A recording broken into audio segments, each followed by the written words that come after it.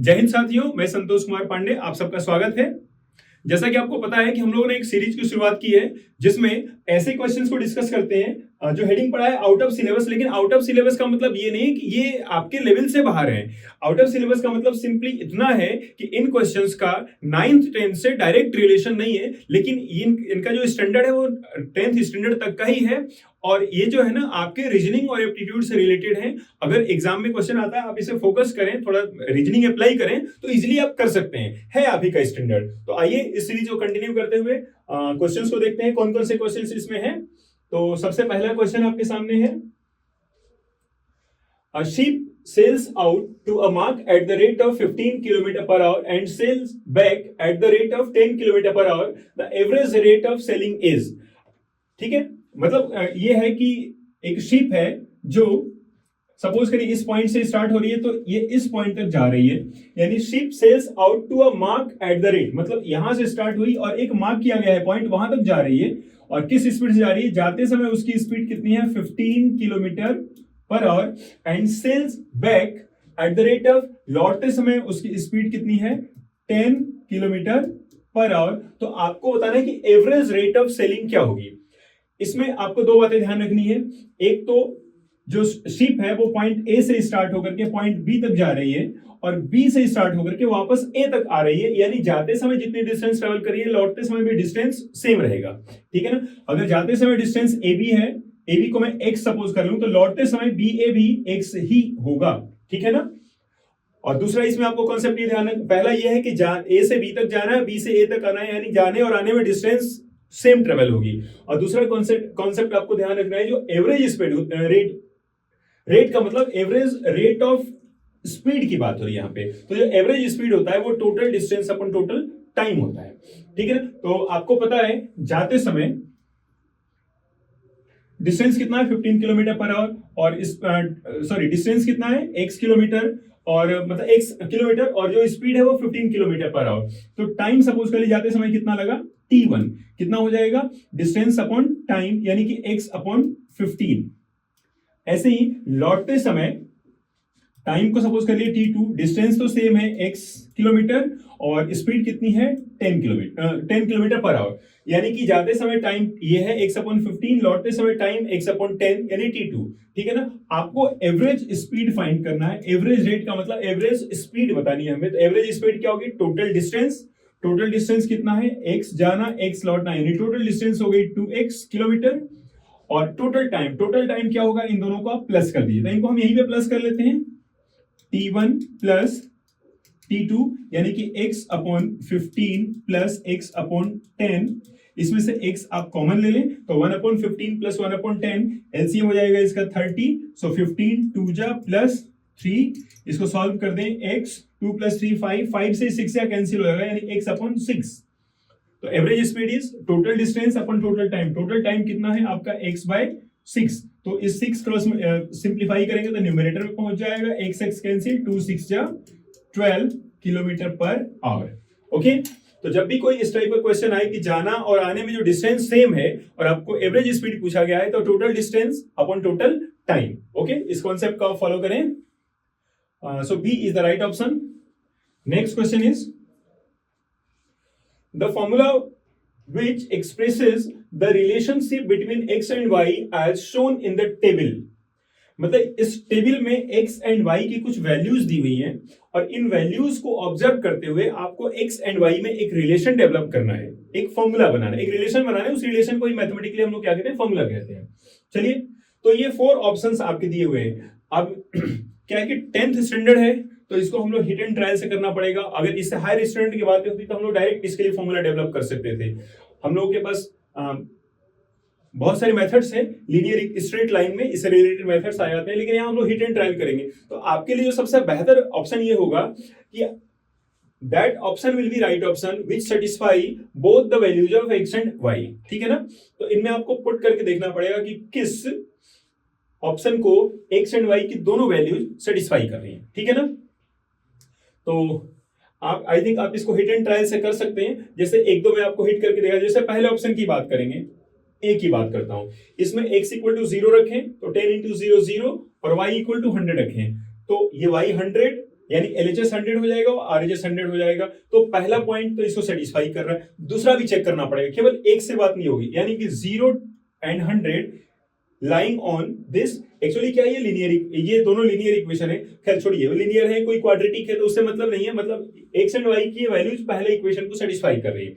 दूसरी वैल्यूज भी रखिए, तो x इक्वल टू अगर आप इसमें 1 रखते हैं तो 10 1 जा 10 और 100 माइनस 10 इज 90 और y की वैल्यू क्या है 90, तो ये लेफ्ट हो गया आपका 90, यानी LHS RHS x equal to 1 और y इक्वल टू 90 भी LHS RHS को सेटिस्फाई कर रहे हैं, यानी कि ये दोनों वैल्यूज जो हैं पहले इक्वेशन को सूट करें। तीसरा और चेक कर लेते हैं, अगर आप इसमें x इक्वल टू 2 रखते हैं तो 10 2 या 20 एंड x इक्वल टू 2, तो 10 2 या 20, 100 माइनस 20 इज 80, लेकिन y की वैल्यू क्या है यहाँ पे 70 और y इक्वल टू 70 रखेंगे तो ये 80 इज नॉट इक्वल टू 70, यानी कि जो थर्ड वैल्यू जो है ये पहले इक्वेशन को सेटिस्फाई नहीं कर रही है, यानी कि ये आपका गलत ऑप्शन है।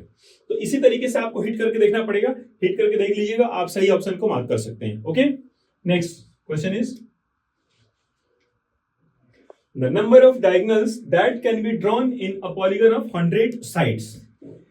इसमें यहां आपको दिया हुआ है कि एक पॉलीगन है जिसमें साइड्स कितनी 100, यानी कि n की value, n is the number of sides, n is 100, ये गिवन है। आपको इसमें डायगोनल्स बताने कितने होंगे। आपको पता है कि अगर पॉलीगन में n साइड्स होती है तो डायगोनल्स का फॉर्मूला क्या होता है, डायगोनल्स इज n((-3)/2 और इसमें n की प्लेस में सिंपली आप 100 रख दें तो 100 मल्टीप्लाइड 100 - 3 इज 97 डिवाइडेड बाय 2, तो डिवाइड कर दीजिए, दिस इज 50, 0 मल्टीप्लाई कर दीजिए, 5 7 जा 35 एंड 5 9 जा 45, 45 plus 3 48, so 4850 are the will be number of diagonals in the polygon having 100 sides, so A is the right answer. Next question is what must be added to each of the numbers। देखिए यहाँ पे 4 numbers हैं, 2 7 10 25, इन सब में आपको कुछ add करना है। किस कंडीशन को ध्यान में रखते हुए ऐड करना है, कुछ इस तरीके से ऐड करना है कि ऐड करने के बाद ये चारों नंबर क्या हो जाए, प्रोपोर्शनल हो जाए। ठीक है, तो मैं सपोज कर लेता हूं let number that must be added to make these numbers in proportion be x, तो सब में अगर आपने x प्लस कर दिया तो अब ये क्या हो गए, प्रोपोर्शनल हो गए। प्रोपोर्शन का मतलब क्या होता है, this ratio this will be equal to this ratio this, ठीक है ना। बस इसको इजीली आप सॉल्व कर दें, x की वैल्यू आपको ऑटोमेटिक मिल जाएगी, ठीक है ना। तो सॉल्व कर देते हैं, 2 plus x upon 7 plus x is equal to 10 plus x divided by 25 plus x। Using cross multiplication, this is 50 plus 2x plus 25x plus x square is equal to, multiply करें, 70 plus 7x plus 10x plus x square। देखिए x square cancel, 7x plus 10x is 17x and this is 2x plus 25 is 27x, so 27x minus 17x is 10x and 70 or minus 50, 70 minus 50 is 20, so x is equal to 2।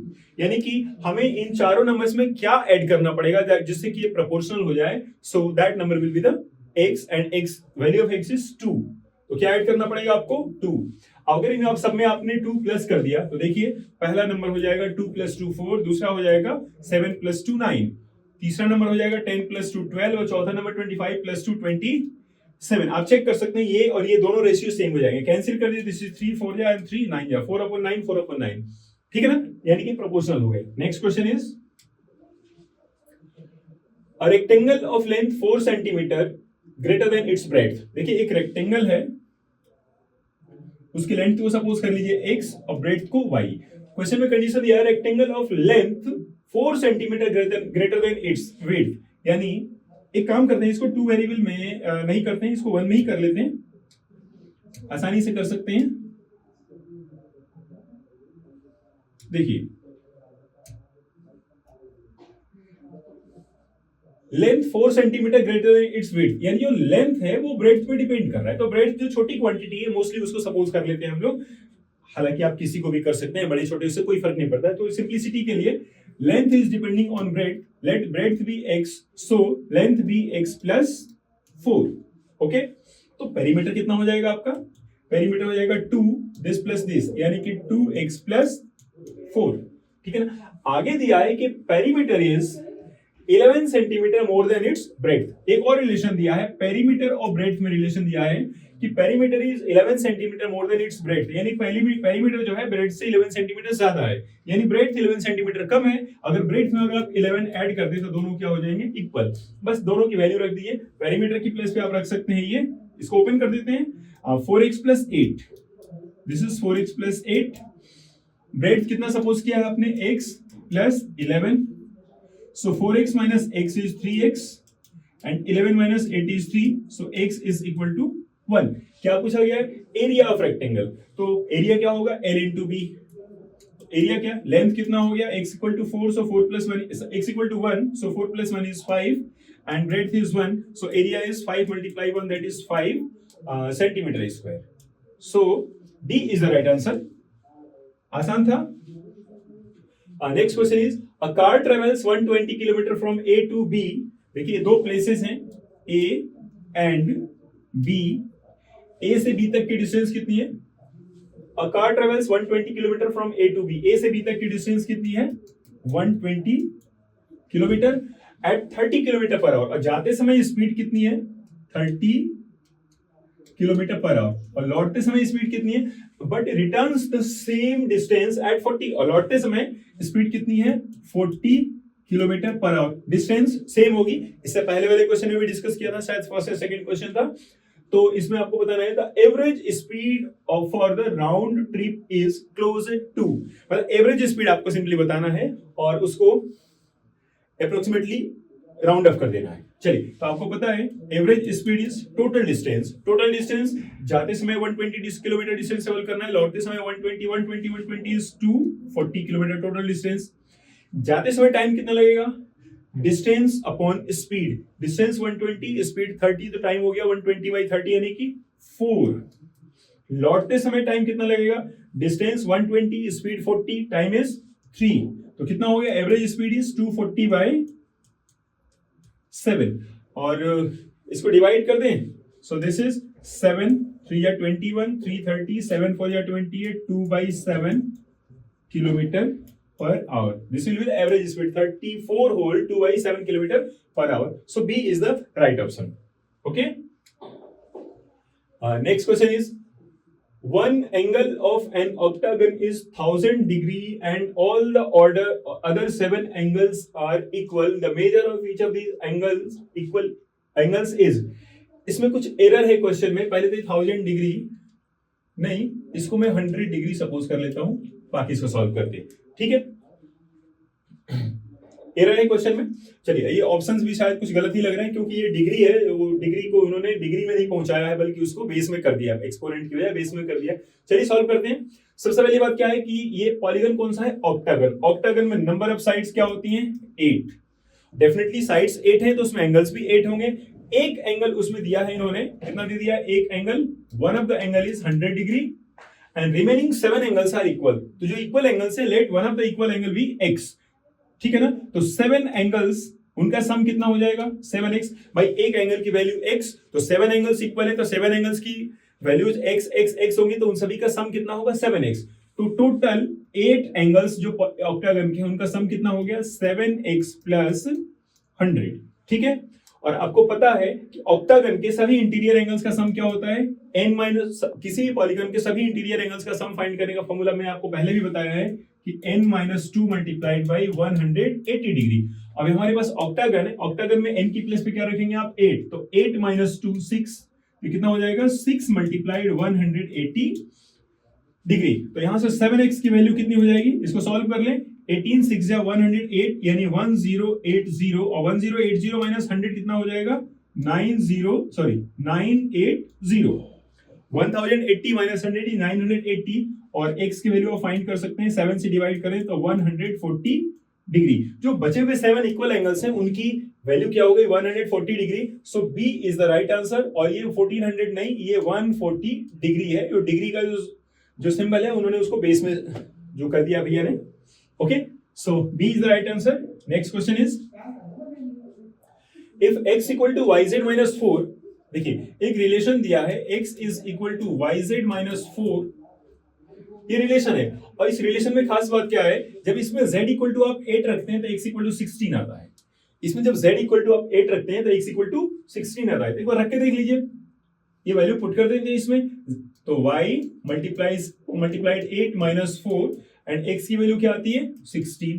ठीक है ना, इसको solve करके पहले जो condition दिया उसको use करके हम x की वैल्यू फाइंड कर सकते हैं। तो y की वैल्यू फाइंड कर सकते हैं। तो y की वैल्यू कितनी हो जाएगी 16 माइनस 4 16 प्लस 4 इज 20 और divide by 8, so this is 5/2। y की वैल्यू 5/2 मिल गई। आपको बताना है कि if z equal to 10 then what is the value of x, यानी इसमें आप z इक्वल टू क्या रखें 10 तो x बताएं, और y तो हम ये यूज करेंगे। ठीक है ना, यानी कि फाइनली जब x इक्वल टू 16 और z इक्वल टू 8 था तो उसको यूज करते हुए हमने y इवेल्युएट कर लिया। अब क्या है, y की इस वैल्यू को और z की इस वैल्यू को यूज करके हमें x की वैल्यू बतानी है। तो इसमें रख दीजिए, x इक्वल टू पुट करिए 5/2, z इक्वल टू पुट करिए कितना दिया है 10 minus 4, so this is 2 5 ja 5 5 ja 25 minus 4 is 19, so x is 5 by 25 minus 4 is 21, so D is the right answer. Okay, next question is the number of terms in the expansion this। पहले ये अच्छा question है, ये साथियों बहुत अच्छा question है, बहुत सिंपल क्वेश्चन है और बहुत ही सेकंड्स में होने वाला क्वेश्चन है। बस इसको आसान से एक बार ध्यान से देखने की कोशिश करें। पहले आप इसको ऐसे देखें, this is a plus 3b whole square a minus 3b whole square, दोनों की एक्सपोनेंट सेम है। आपने एक एक्सपोनेंट में प्रॉपर्टी पढ़ा है, x raise m multiply y raise m, then we can take exponents as common and we can able to write it as xy whole raise m, ऐसा लिख सकते हैं। यहां भी दोनों के एक्सपोनेंट सेम है, तो आप एक्सपोनेंट को कॉमन ले सकते हैं, बेस को मल्टीप्लाई कर सकते हैं, so it becomes a plus 3b a minus 3b and whole square, ऐसा आप लिख सकते हैं, है ना। अब इसमें आप यूज कर लें a plus 3b a minus 3b a plus b a minus b, this is a square minus b square is 9b square. Finally ये हो गया, ये जो एक्सपोनेंट है आपकी 2 है, दिस इज 2। ठीक है ना, अब आपको इसको एक्सपेंड करने की जरूरत नहीं है, बस आप इतना देखें, जब आप a प्लस b को स्क्वायर को एक्सपेंड करते हैं तो कितना आता है a square plus 2ab plus b square, मतलब पावर 2 होती है तो एक्सपेंशन में टर्म्स कितनी आती हैं 3। ऐसे ही थोड़ा एक मैं इस क्वेश्चन से हटके और डिस्कस कर लेता हूं। ऐसे ही आपने पढ़ा है कि a plus b whole cube, this is a cube plus 3a square b plus 3ab square plus b cube होता है, यानी ये पावर 3 होती है तो number of terms in expansion कितनी होती है 1 2 3 4। दो एग्जाम्पल आपके सामने मैंने रखा कि जब पावर 2 है तो number of terms in expansion will be 3, when power is 3 then number of terms in expansion are 4। यानी कि आपको एक कंक्लूजन निकालना चाहिए, जैसे इस क्वेश्चन में तो इजीली आप कैलकुलेट करके भी कर सकते हैं, लेकिन इन जनरल आपको क्या ध्यान रखना है कि जितनी भी एक्सपोनेंट होती है, एक्सपोनेंट की जो वैल्यू होती है, number of terms in expansion are 1 more than the exponent. Okay, तो यहाँ पे अगर 5 होता तो एक्सपेंशन टर्म कितनी होती 6, फिलहाल यहाँ पे 2 है तो एक्सपेंशन टर्म कितनी होगी 3, और इसको आपको सॉल्व करने की जरूरत नहीं है। आप आगे से कॉन्सेप्ट ध्यान रखेंगे, क्या ध्यान रखेंगे कि इनकी पावर को हम कॉमन ले लेंगे, तो ये a plus a square minus 9b square whole square हो जाएगा, और पावर 2 है तो एक्सपेंशन में टर्म कितनी होंगे 2 प्लस 1 यानी कि 3। ठीक है ना, और अगर यहाँ पे 10 होता तो टर्म्स कितनी होती है एक्सपेंशन में 10 प्लस 1 यानी कि 11। तो फिलहाल 3 is the right value and B is the right option. Next question is, शायद जंप हो गया, हाँ 1 मिनट, ये 9th हो गया, 10th क्वेश्चन।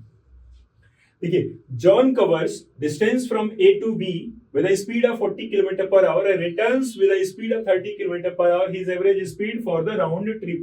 ये कर सकते हैं, ऐसा दो क्वेश्चन मैंने इसी वीडियो में डिस्कस कर लिया है, आप इसको इजीली उसी पैटर्न में सॉल्व कर सकते हैं। Next question is, if m men can do a job in n days in d days, मतलब m persons can do the work in d days, then m plus r persons can do the job in how many days?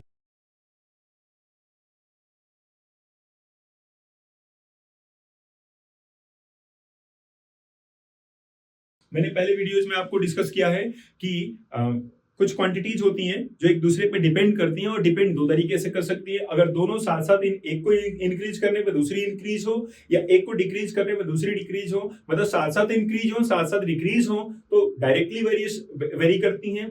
और अगर एक quantity को increase करने पे दूसरी decrease, एक को इंक्रीज करने पे दूसरी डिक्रीज हो जाए, तो ऐसी वेरिएशन को क्या कहते हैं? Inverse variation. और मैंने एग्जाम्पल भी दिया था पिछले वीडियोज में, एक्सप्लेन किया था कि number of men and time to complete the work are definitely always inversely proportional to each other. Practical example आप देख सकते हैं, किसी काम को 5 पर्सन्स अगर 10 डेज में करते हैं, है ना, तो 1 पर्सन उसको 50 डेज में करेंगे और 10 पर्सन इसको 5 डेज में करेंगे। मतलब नंबर ऑफ पर्सन ज्यादा होंगे तो काम करने में समय कम लगेगा, नंबर ऑफ पर्सन कम होंगे तो काम करने में समय ज्यादा लगेगा। डेफिनेटली दूसरे के इनवर्स प्रोपोर्शन है। और ऐसे क्वेश्चंस को करने के लिए मैंने आपको एरो डायग्राम मेथड बताया था, आप उसके हिसाब से कर सकते हैं, ठीक है ना। देखिए, तो इसमें दो क्वांटिटी आप ढूंढे इस क्वेश्चन में, एक तो है मैन और दूसरा है डेज। तो पहली कंडीशन में m persons are there and time to complete the work is d days, यानी m पर्सन्स d डेज में वर्क को कंप्लीट करते हैं। और दूसरी कंडीशन है मेन कितने हो गए, m प्लस r कितने दिनों में करेंगे। तो यहां पे आप सपोज करिए let they complete the work in x days. अच्छा सॉरी, ये आपका m प्लस r है, this is r, okay. Let m plus r persons can complete the work in x days. अब इन्हें वेरिएशन कैसा होगा, पहली वीडियो मैंने एक्सप्लेन कर रखा है, प्रीवियस वीडियोस में देखेंगे। तो एरो कैसे लगाते हैं, क्या करते हैं, मैंने पूरा एक्सप्लेन कर रखा है। बस शॉर्ट में इतना समझे कि जो क्वांटिटी फाइंड करनी है वहां पे आप एरो लगा दीजिए और एरो की डायरेक्शन अपवर्ड डाउनवर्ड अपनी चॉइस के अकॉर्डिंग रखिए। बाकी इन दोनों में वेरिएशन चेक करिए। तो मैंने अभी बताया कि जब आदमी ज्यादा होंगे तो समय कम लगेगा, आदमी कम होंगे तो समय ज्यादा लगेगा, यानी दोनों में वेरिएशन कैसा है, इनवर्स। और इनवर्स वेरिएशन होने पे जो यहां पे आप एरो लगाएंगे उसकी डायरेक्शन इससे अपोजिट होगी। अगर इसका हेड ऊपर तो इसमें हेड नीचे, इसमें हेड नीचे तो इसमें हेड ऊपर हो जाएगा। बस इसको सॉल्व कर दें। इस क्वांटिटी को हम लिखेंगे लेफ्ट में। लेफ्ट में कैसे लिखेंगे, आपकी चॉइस है, या तो हेड अपॉन टेल लिखे या tail upon head. Head upon tail का मतलब हेड के पास है वो न्यूमरेटर में, जो टेल के पास है वो डिनोमिनेटर में। तो मैं लिखता हूं हेड अपॉन टेल, यानी कि x अपॉन d। तो ये अननोन क्वांटिटी जो फाइंड करनी है वो लेफ्ट में, बाकी सब राइट में लिखी जाएंगी दूसरे से मल्टीप्लाई करते हुए और इसी पैटर्न को फॉलो करते हुए, यानी हेड अपॉन टेल। तो राइट में क्या लिखेंगे आप, हेड अपॉन टेल, यानी कि m upon m plus r। Okay, तो x की वैल्यू निकालनी है, सीधे सीधे कितना हो जाएगा, cross multiply dm divided by m plus r। So dm md upon m plus r, so c is the right answer. Okay, next question is 78 is divided into 3 parts। देखिए 78 के 3 पार्ट्स करने हैं आपको, first second third, are proportional to 1, 13, 16। यानी जो parts हैं वो किसके प्रोपोर्शनल है, 1, 13, 16। यानी ये जो फर्स्ट पार्ट है 1 के प्रोपोर्शनल है, सेकेंड पार्ट क्या है 13 के प्रोपोर्शनल है, और सेकेंड पार्ट 13 है, थर्ड पार्ट प्रोपोर्शनल टू 16। ये प्रोपोर्शनल है फर्स्ट सेकेंड थर्ड पार्ट। तो फर्स्ट पार्ट क्या होगा, इनको किसी एक कांस्टेंट से मल्टीप्लाई करके और आप इनकी एग्जैक्ट वैल्यू को लिख सकते हैं। So first part is equal to 1x यानी कि simply x, second part is 13x and third part is 16x। तो ये तीनों पार्ट्स की वैल्यू आपने सपोज कर ली। अब इन तीनों को प्लस करके इतना मिलना चाहिए, because they all are the parts of 78। तो तीनों को प्लस कर दीजिए। So x plus 13 14, 14 plus 16 30x। So 30x equal to 78. So x is equal to 78 divided by 30। आपको इसे बताना था मिडिल पार्ट यानी आपको 13x की वैल्यू बतानी है, ठीक है ना। तो x इक्वल टू इतना हो गया, तो 13x कितना हो जाएगा, 13 मल्टीप्लाइड 78 बाय 30, ठीक है ना। इसको सॉल्व कर लेते हैं। सो दिस इज 2, 15 जा 2, 39 जा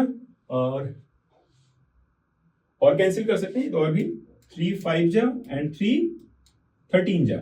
इसको सॉल्व कर लिए। 13 multiplied 13 is 169 and 169 divided by 5। इसको इससे रिलेटेड कोई ऑप्शन तो इसमें नहीं आ रहा है, यानी इसमें क्वेश्चन में 78 is divided into 3 parts which are proportional to 1 13 16 the middle part is.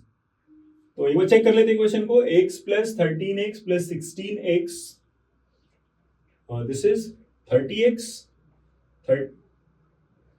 30x equal to 78, तो x इक्वल टू 78/13 कैंसिल कर दिया आपने। 6 5 जा 6 13 जा, so x is 13/5, so 13x is 13 multiply 13/5 यानी कि 169/5। तो इसमें 169/5 होगा। सो जो ये जो आंसर पूछा है middle part will be equal to 169/5, ठीक है ना। और इसमें ये ऑप्शंस शायद कुछ इसमें एरर है, या तो किसी क्वेश्चन में या फिर ऑप्शंस में, वो चेक कर लेंगे। फिलहाल जो क्वेश्चन दिया है उसके अकॉर्डिंग राइट आंसर होगा 169/5। ओके, नेक्स्ट क्वेश्चन इज, ये टाइपिंग एरर हो सकती है। The sides of a right triangle are a plus d and a plus 2d। देखिए राइट ट्रायंगल की बात हो रही है, तो एक राइट ट्रायंगल में ड्रॉ कर देता हूं, और A B C is the right triangle. Suppose कर ली, आपको पता है कि in right angle triangle hypotenuse is the longest side, hypotenuse is the longest side. तो ये जो तीन मेजरमेंट्स दिए हैं A plus D, A plus 2d, एक कंडीशन और दी है कि A and D both are positive. जब ये तीनों ए एंड डी दोनों ही पॉजिटिव है, तो डेफिनेटली ए प्लस 2d सबसे बड़ी वैल्यू होगी, है ना। और आपको पता है राइट एंगल ट्रायंगल में जो सबसे बड़ी वैल्यू, जो बड़ी लेंथ होती है वो कौन सी होती है? हाइपोटेनस। यानी डेफिनेटली इस ट्रायंगल में हाइपोटेनस की वैल्यू क्या दी हुई है? a plus 2d। मैं स्मॉल लेटर में लिख देता हूं, कंफ्यूज ना हो। और बाकी दोनों साइड्स में किसी को भी a, किसी को भी a प्लस d। तो let this is a and this is a plus d। तो ये तो आपने नेमिंग वैल्यूज को मार्क कर लिया। बाकी आपको पता है कि राइट एंगल ट्रायंगल में पाइथागोरस थ्योरम सेटिस्फाई कर सकते हैं। तो क्या होगा? This square plus this square equal to this. इसको यूज कर लें, तो a square plus a plus d whole square is equal to a plus 2d whole square. Solve कर दिए इसको। This is a square plus a plus d whole square, इसको भी solve कर दें। a square plus 4d square plus 4ad, a square cancel, this is a plus d whole square. और इसमें से आप क्या कॉमन ले सकते हैं? एक तो 4d कॉमन ले सकते हैं आप, so 4d and this is a plus d equal to 0, और लेफ्ट में ले आइए तो माइनस हो गया। और बाकी दोनों में से a प्लस d आप कॉमन ले सकते हैं। So after taking a plus d is common, we are left with a plus d and minus 4d is equal to 0। So a plus d equal to 0, जो इसको आप use करेंगे, so तो a plus d equal to 0, it can not happen because a and d both are positive quantity and sum of two positive quantity can not be 0। तो this is not valid. आप इसको use करें, this is a plus d minus 4d, this is a minus 3d equal to 0, a equal to 3d, so a upon d is equal to 3 upon 1, यानी कि a ratio d is equal to 3 ratio 1। So d is the right answer. आपको easily समझ में आ गया हो, केवल Pythagoras theorem use करने की जरूरत थी। Next question is, a farmer divides his heard of n cows among his 4 sons। Farmer के पास काउस थी, कितनी थी? n। इनको 4 सन्स में डिवाइड कर दिया इन्होंने। Let sons are a, b, c and d। किस सीक्वेंस में डिवाइड किया है? देखिए, so that one son gets half। n cow थी, तो 1 सन यानी a को कितनी मिली? n/2। 1 son half of the herd, second son 1/4, यानी 1/4 of total यानी कि n/4, third son 1/5 यानी he gets n/5 and the fourth son 78, और फोर्थ को कितनी मिली? 78। बड़ी सीधी सीधी बात है, इन चारों को प्लस कर देंगे, कितना आना चाहिए? n। तो this plus this is equal to n, ठीक है ना। सॉल्व कर लिए इजीली। इन सब का आप एलसीएम ले लें, इसको मैं अलग छोड़ देता हूं अभी। सो 2 4 5 का एलसीएम कितना हो जाएगा? 20। सो 2 10 जा, this is 10n plus 4 5n plus 5 4n plus 78 equal to n, ठीक है ना। This is equal sign. So 5 4 9 9 plus 10 19 this is 19n by 20 plus 78 is equal to n। आप इस क्वांटिटी को राइट में ले जाइए, so it becomes n minus 19n by 20 is equal to 78। 20n minus 19n is n by 20, कितना हो जाएगा ये n बाई 20 इक्वल टू 78। तो n इक्वल टू कितना हो गया, n equal to 78 multiply 20, so 2 8 16, 2 7 14, 1 15 0, यानी कि 1560 is the number of total cow, 1560, so B is the right answer। Next question is, ये साथियों बड़ी अच्छा क्वेश्चन है। बाकी तो बड़ी आप देख रहे हैं कि जितने भी क्वेश्चंस हम लोग यहाँ पे सॉल्व कर रहे हैं सबके सब डायरेक्ट आपके 9th-10th की बुक में नहीं मिलेंगे या उस सिलेबस के अकॉर्डिंग नहीं मिलेंगे, लेकिन ये है सब आपके स्टैंडर्ड के अकॉर्डिंग ही। थोड़ा रीजनिंग, थोड़ा एप्टीट्यूड, थोड़ा आईक्यू अपना यूज करना है। अब देखिए बड़ा अच्छा क्वेश्चन है, आप सर्कल पढ़े या सर्कल से रिलेटेड क्वेश्चन है। क्या है, देखिए ये सर्कुलर ट्रैक है और ये सपोज करिए स्टार्टिंग पॉइंट है या गेट है, सर्कुलर पार्क है या सर्कुलर ट्रैक है, ये स्टार्टिंग पॉइंट है। यहां से दो पर्संस, एक इस डायरेक्शन में जा रहे हैं और एक इस डायरेक्शन में, सपोज करिए ए और ये बी। अब देखिए A can run around a circular track in 40 second, मतलब जो ए है ये 40 सेकेंड में पूरा 1 रिवॉल्यूशन कंप्लीट कर लेते हैं, मतलब स्टार्टिंग पॉइंट पे वापस आ जाते हैं। While B running in the opposite direction meets A after 15 second, मतलब ए तो 40 सेकेंड में 1 रिवॉल्यूशन कर लेते हैं। बी के बारे में नहीं दिया गया कितने सेकंड में करते हैं, बस बी के बारे में इतना दिया हुआ है कि बी और ए, जैसे ए स्टार्ट हुआ मूव करना, सपोज करिए कि 15 सेकंड में यहां आया, बी भी 15 सेकंड में यही पहुंच जाते हैं दोनों। ए आफ्टर एवरी 15 सेकंड, मतलब B running in the opposite direction meets A after 15 seconds, यानी कि बी ए की अपोजिट डायरेक्शन में रन करता है और हर 15 सेकंड के बाद ए से उसकी मुलाकात हो जाती है। तो बस इसी पॉइंट को पकड़ करके हमें सॉल्व करना है। तो सपोज कर लीजिए कि ए ने यहां से स्टार्ट किया, 15 सेकंड में यहां पहुंचा और बी भी 15 सेकंड में यहां पहुंचा। तो अब एक बात बताएं, हम ए के अकॉर्डिंग बात कर रहे हैं, तो ए 40 सेकंड में पूरा ट्रैक को कवर कर ले रहा है, ठीक है ना, मतलब 40 सेकंड में 1 रिवॉल्यूशन कंप्लीट कर ले रहा है। तो ये 15 सेकंड में कितना ट्रैक का कितना पार्ट कवर कर लेगा, तो आप बता सकते हैं in 15 second he can cross the track 15 by 40 part. इसको सॉल्व कर लीजिए, दिस इज 3 बाय 8 पार्ट, यानी कि ए 15 सेकंड में यहां पहुंचा, सो यहां से यहां तक जो डिस्टेंस है वो कितनी है, पूरे ट्रैक की 3 बाय 8 है। यानी ये बची हुई डिस्टेंस कितनी है, बची हुई डिस्टेंस, पूरी डिस्टेंस कितनी होती है 1, तो ये 3 बाई 8, तो this remaining distance is 1 minus 3 by 8, that is 5 by 8, ठीक है ना। तो ए 15 सेकंड में 3 बाई 8 कवर कर रहा है और बची हुई डिस्टेंस बी 15 सेकंड में, यानी बी 15 सेकंड में ये डिस्टेंस, यानी बी 15 सेकंड में इतनी डिस्टेंस ट्रेवल कर ले रहा है। तो बताना है कि बी पूरी डिस्टेंस, मतलब पूरा सर्कल का एक राउंड कितने समय में क्रॉस कर लेगा।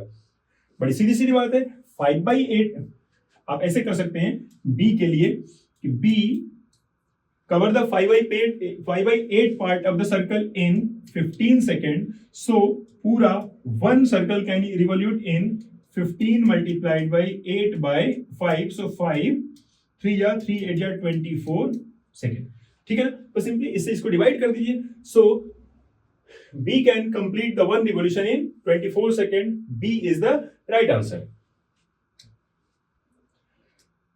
तो साथियों यहीं पे ये वीडियो कंप्लीट होता है। इसमें जो भी क्वेश्चंस थे आपको आई होप समझ में आए होंगे, आप बैक करके देख सकते हैं। कोई इसमें क्वेरी हो, कोई डिफिकल्टी हो, कोई कंफ्यूजन हो तो आप कमेंट में लिखिएगा, नेक्स्ट वीडियो में उसको हम लोग इंक्लूड करते हुए और वीडियो बना लेंगे, ठीक है ना। बाकी ये आपके सामने डिस्प्ले हो रहा है, अगर कोई क्वेरी हो तो इन नंबर्स पे आप कॉन्टेक्ट करके और इन्फॉर्मेशन ले सकते हैं। और ये जो हम लोग की सीरीज चल रही है, इसे मान लीजिए कि 3-4 वीडियो और आएंगे, उसमें स्पेशली मैं लॉग की एक वीडियो जरूर बनाऊंगा। लॉग के पहले एक वीडियो में कॉन्सेप्ट डिस्कस करूंगा, बाकी जो लॉग के एक दो वीडियो और बनाएंगे उसके बाद, जिसमें लॉग के प्रीवियस ईयर्स में आए हुए क्वेश्चंस को डिस्कस करेंगे, ठीक है ना। तो आप मन से पढ़ें, ऑल द बेस्ट।